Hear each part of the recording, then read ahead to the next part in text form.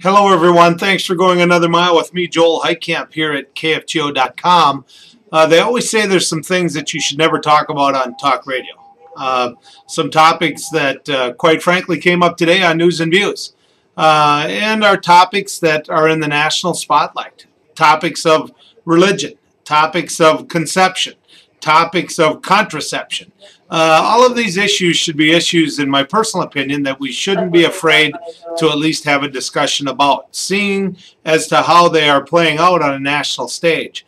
Rick Santorum, recently in Fargo, is the #1 person in line to be the next presidential contender for the Republicans.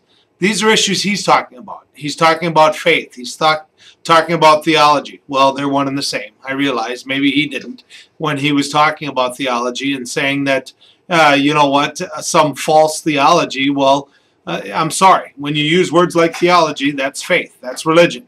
Then you start using words like contraception. You use words like birth control, enforcing freedom of religion. And, you know, it just goes down a path that normally you don't want to go down. It's not something that we in the upper Midwest are comfortable talking about.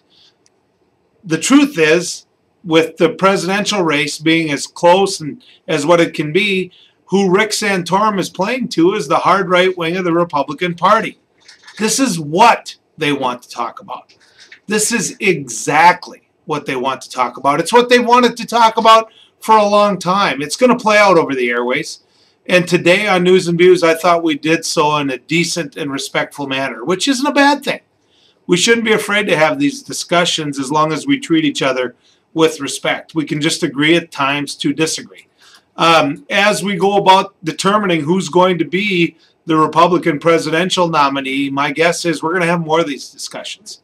It's not all going to be about bluegills, and it's not all going to be about whether or not I want to talk about football or shooting coyotes. It's going to be about some heavy-duty, meaty issues like this. I get that.